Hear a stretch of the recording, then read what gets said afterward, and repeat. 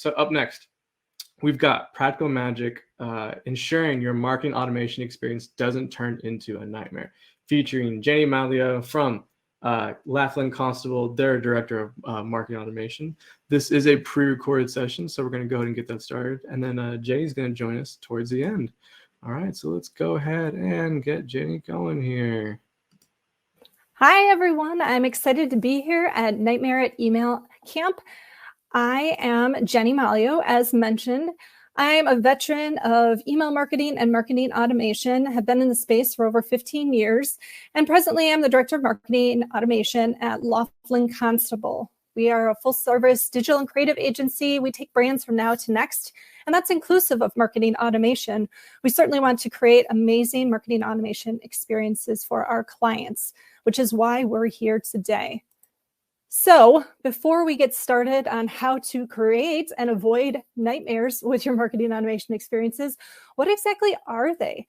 Gone are the days of batch and blast emails, and even the drip campaigns of yesterday are not enough to truly create immersive experiences for your prospects and for your customers.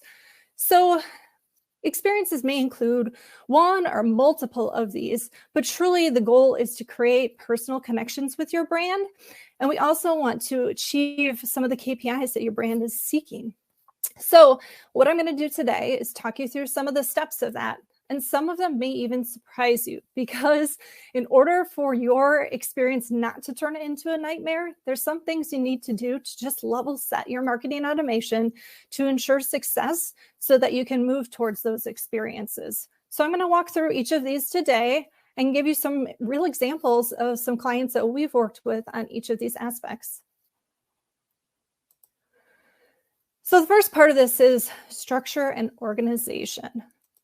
It really seems like something that might be boring, but it's something that's so important. Good data in equals better experiences out. Now, I know we're at Nightmare at Email Camp, and I don't want you guys to cower under the covers, but as you take a look at this data, I'm sure you're thinking to yourself, I've seen this before. This is truly a nightmare.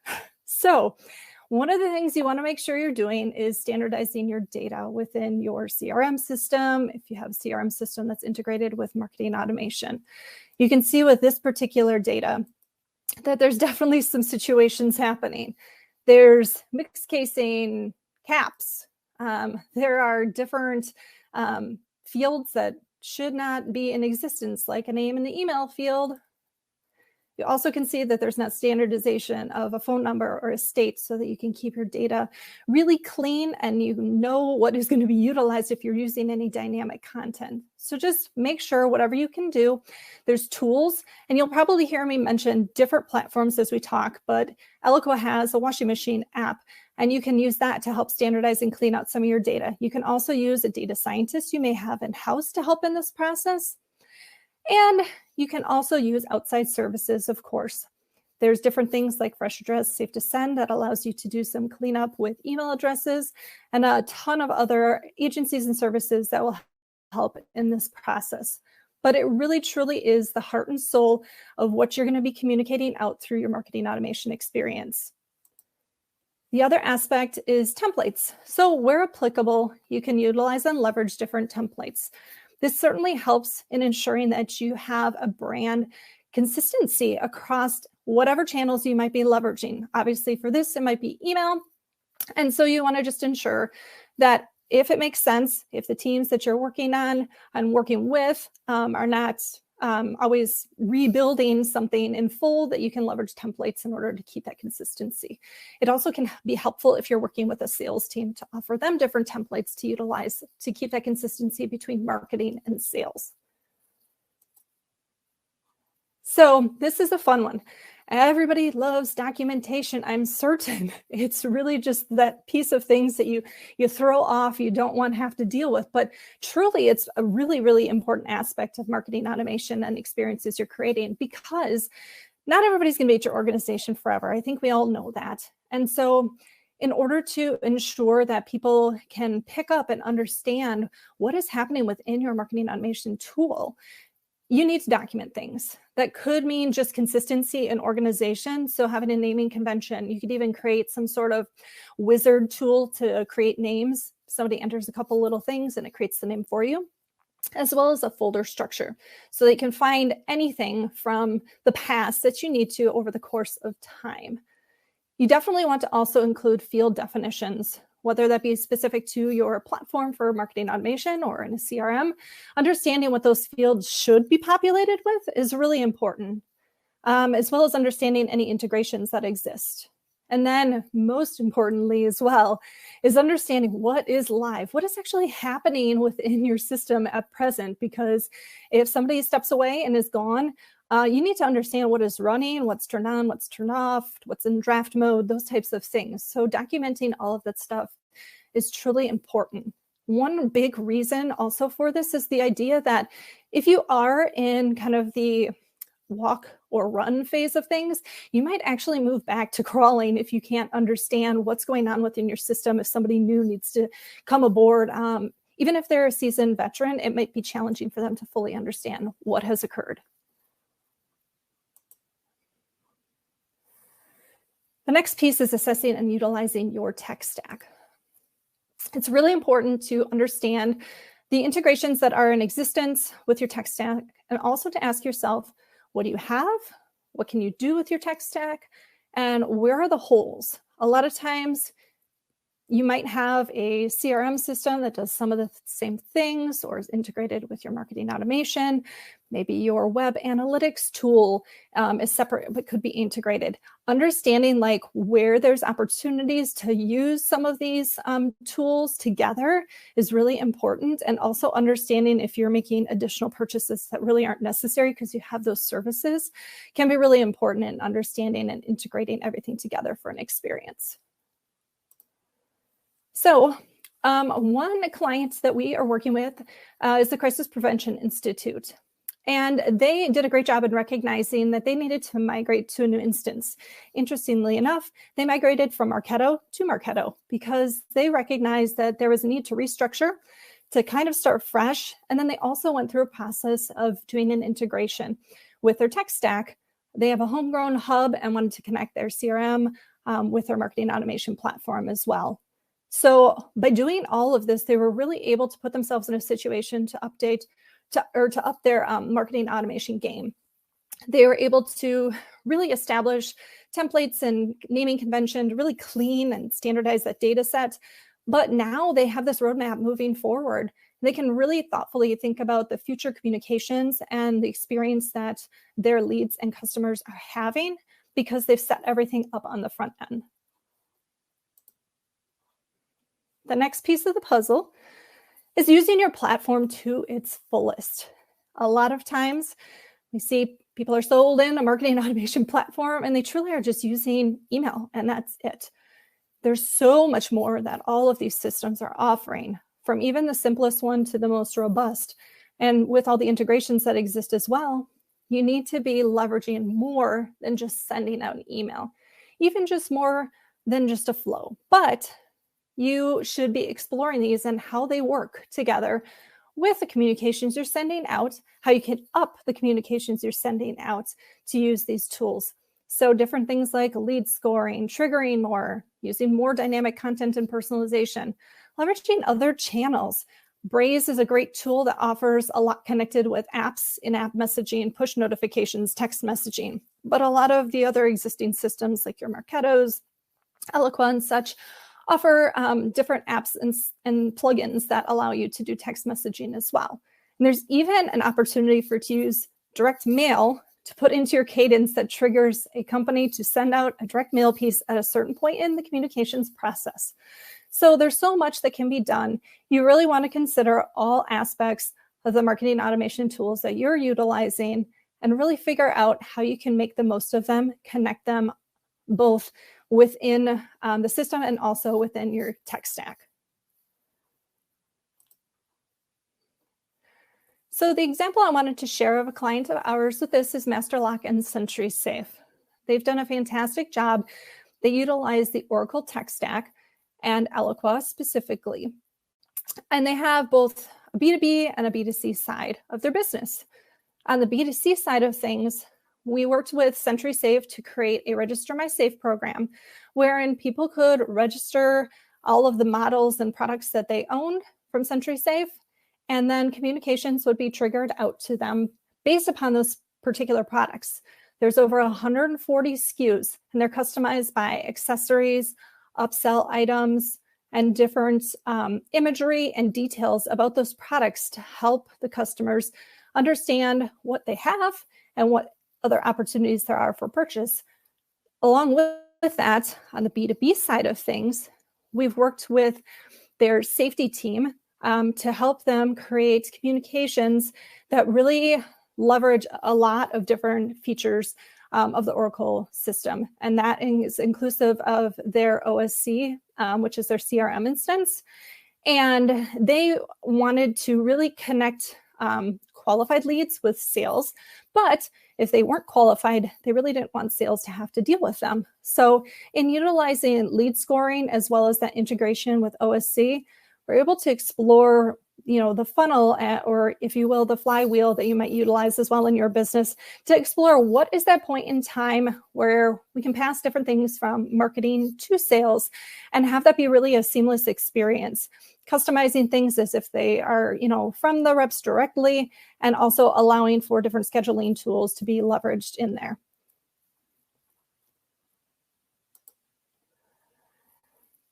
So another step is just the idea of teamwork. The idea of teamwork makes the dream work isn't just a catchy slogan. You really should not go it alone. And that could mean that you are working with your internal teams or departments and not just working, with your marketing group itself, but, branch out, connect with different teams or different brands that are, within the company itself as well. Where are there opportunities? Where are there opportunities for efficiencies to break down silos?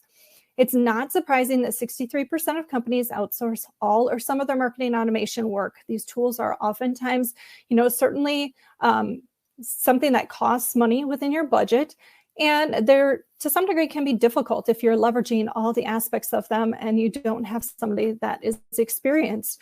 So take advantage of the opportunity, whether that mean you are working with somebody regularly, or if just even for a period of time to help you onboard and train and such. Really, though, the idea of tearing down silos is so important because a lot of times what happens is we get stuck in the idea of, we want to do a campaign. Let's do a re-engagement campaign. That sounds great. Okay, we're going to move forward with that. So we start our re-engagement campaign and we're only focused on that aspect of it. That's really siloing the opportunity as a whole. Like, what other things could build into re-engagement? What are the other areas that could touch? How could we integrate it with various other campaigns?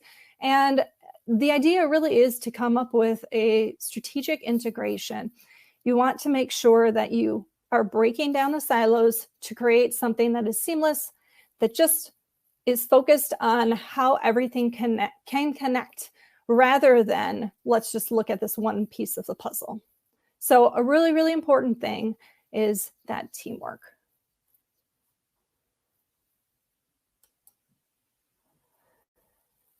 So as we talk about the marketing automation experience, I just want to share some of the tips and tricks as you create that experience, because obviously one of the steps of creating marketing automation experiences is the actual creation of the experience.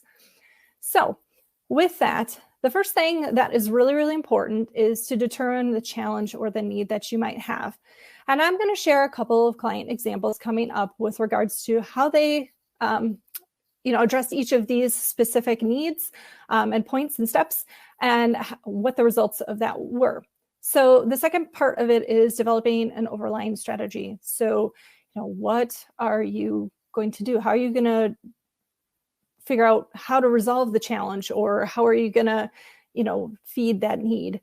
And the last piece of it is mapping out that experience. So once you've determined the challenge, now you've got your kind of overlying strategy, now map it out. Actually put it visually on paper, on computer, use different boards or otherwise to kind of show, because this is really going to help in the process of determining how everything connects throughout your digital experience.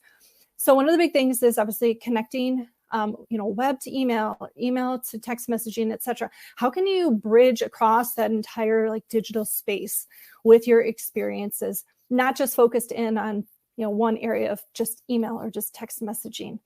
Leveraging multiple channels is also a great thing. Some companies might just utilize email, and that's okay too. But if you're not just using email, where are there other opportunities where there is a connection, and how you can leverage people coming into a particular series of communications, exiting to somewhere else?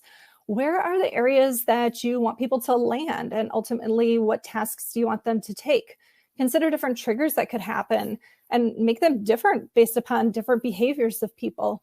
And obviously customizing and personalizing to the fullest as much as possible, because as people are going throughout their experience, they certainly don't want to have somebody else's experience. They want to have their own. So how can you create it so that they are having their own based upon different triggers, customization, and personalization?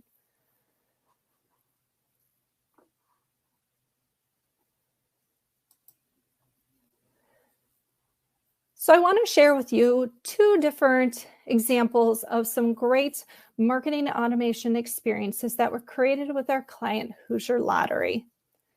Over the course of time, Hoosier Lottery has My Lottery membership, which are people that sign up and can receive some special coupons, promotions, information, and details about what's happening with Hoosier Lottery.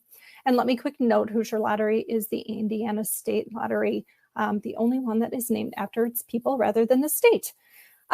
So they went and embarked upon Cheer Challenge, the first item there. This was something that kind of came to light over the fact that as we took a look at their My Lottery membership, we recognized that about half of them were inactive for the most part. So they may have signed up and they never took like some of the actions that were desired, scanning a ticket, entering something called Second Chance that they offer, or just engaging with the app or the web in general. So they decided they wanted to, we wanted to do something with that. And so the thought was taking the hottest time of year, which is the holidays, and really leveraging that to see what could happen if we create an experience for these My Lottery members. So with that, Cheer Challenge came to life. It was a predominantly in-app based program that challenged people to take on some really fun holiday games and tasks over the course of 6 weeks, as well as take some of those actions that Hoosier Lottery was desiring of these My Lottery members. And it also, generated some interest from users because they could participate and engage with sharing photos and such as well. So with that, the experience kind of was created, and it was communications inclusive of email, in-app messaging, newsfeed, text messaging, push notifications, and the website as well. And all of that kind of created this excitement towards the holidays, excitement about Hoosier Lottery, encouraged people to participate. So obviously the first thing was to download the app because that's where everything was happening, and also then to engage. So what happened from this was that there was a 232% increase in My Lottery members taking their first action as compared to the last holiday season, which was fantastic. We also had 25,000 or so new My Lottery members that joined just by seeing some of the communications that piqued their interest. They actually became members. And 1 and 2 active members engaged with Cheer Challenge, as well as a large percentage of the inactive members. And that was really exciting. So really the whole experience got people to engage during a time that was busy normally, but had the opportunity to just exponentially blow it out and have some fantastic results as far as this Cheer Challenge experience. The second piece here is called Who Knew Trivia. And this was something that came about with Hoosier Lottery because there was an idea of how can we ongoing engage My Lottery members outside of just the standard campaigns that run about quarterly over the course of the year? How can we continue to keep them coming back rather than just have them participate during these finite times, something to get people excited and also to encourage them to continue their involvement, and also just kind of that connection with the brand as a whole, because if you're only engaging with a brand a couple of times a year, it's not as connected as if you're ongoing engaging with that particular brand.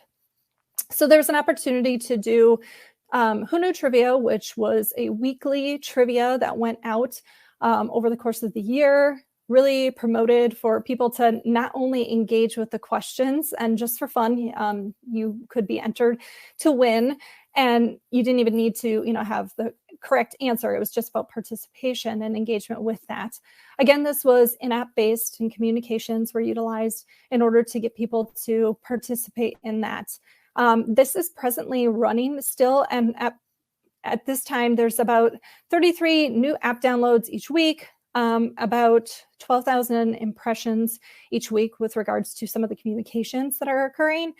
And over the course of 2021 versus 2020, there was an average of about 50,000 per month of active My Lottery members that were engaging within the app. And in 2021, that has changed, and it's 65,000 that regularly on the month are engaging with Hoosier Lottery. So it's super exciting to see that there are definitely peaks based upon getting people engaged throughout the course of the year rather than just for finite events and activities and such. And we're very excited about continuing on with kind of the idea of these always on communications that are happening. So just two examples of how you can create, a lot of excitement, engagement with these marketing automation experiences and leverage them. So with that, I'm going to throw it over for a Q&A to see what questions you might have for me.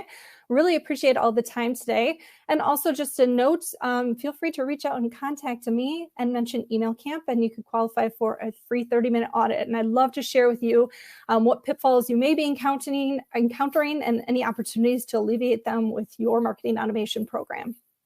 Thanks.